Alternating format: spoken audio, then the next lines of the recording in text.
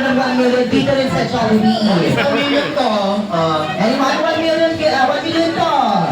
Pantay din ang negosyo.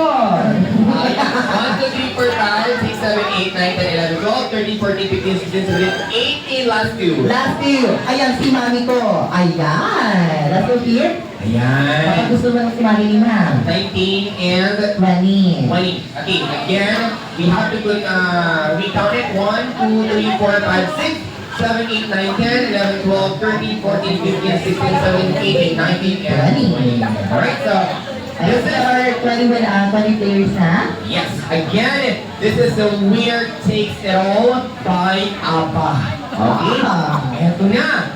This game, bibigyan po namin kayo ng puhunan. Ayan. At syempre, before natin makuha yung 1 million na yun, kailangan natin mamuhusay. Eh, syempre, di ba, pupuho tayo dyan. Guys, ayan, ang inyong matatagap ang winners po, ayan, cash po talaga ang mapapatalunan. Pera po ang mapapatalunan. Promise yan, promise. Now, we have this puhunan kasi wala po kaming mga tig-20s.